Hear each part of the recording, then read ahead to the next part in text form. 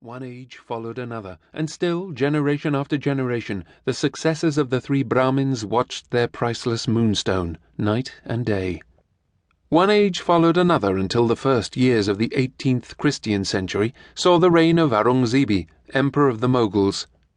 At his command, havoc and rapine were let loose once more among the temples of the worship of Brahma. The shrine of the four-handed god was polluted by the slaughter of sacred animals. The images of the deities were broken in pieces, and the Moonstone was seized by an officer of rank in the army of Aurungzebe.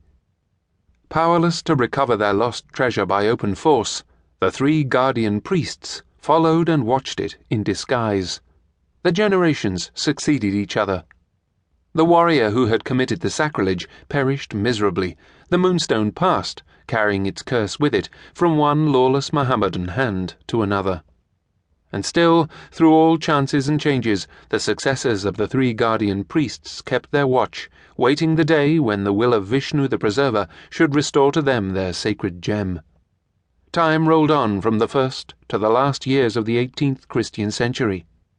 The diamond fell into the possession of Tipu, Sultan of Seringapatam, who caused it to be placed as an ornament in the handle of a dagger, and who commanded it to be kept among the choicest treasures of his armory. Even then, in the palace of the Sultan himself, the three guardian priests still kept their watch in secret. There were 3 officers of Tipu's household, strangers to the rest, who had won their master's confidence by conforming, or appearing to conform, to the Mussulman faith. And to those 3 men report pointed as the 3 priests in disguise. 3. So, as told in our camp, ran the fanciful story of the Moonstone. It made no serious impression on any of us except my cousin, whose love of the marvellous induced him to believe it. On the night before the assault on Seringapatam, he was absurdly angry with me, and with others, for treating the whole thing as a fable. A foolish wrangle followed, and Herncastle's unlucky temper got the best of him.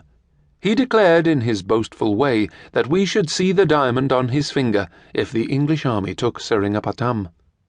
The sally was saluted by a roar of laughter, and there, as we all thought that night, the thing ended. Let me now take you on to the day of the assault. My cousin and I were separated at the outset. I never saw him when we forded the river, when we planted the English flag in the first breach, when we crossed the ditch beyond, and, fighting every inch of our way, entered the town. It was only at dusk, when the place was ours, and after General Baird himself had found the dead body of Tipu under a heap of the slain, that Herncastle and I met. We were each attached to a party sent out by the General's orders to prevent the plunder and confusion which followed our conquest. The camp followers committed deplorable excesses. And worse still, the soldiers found their way by a guarded door into the treasury of the palace, and loaded themselves with gold and jewels. It was in the court outside the treasury that my cousin and I met to enforce the laws of discipline on our own soldiers. Herncastle's fiery temper had been, as I could plainly see, exasperated to a kind of frenzy by the terrible slaughter through which we had passed. He was very unfit, in my opinion, to perform the duty that had been entrusted to him. There was riot and confusion enough in the treasury, but no violence that I saw.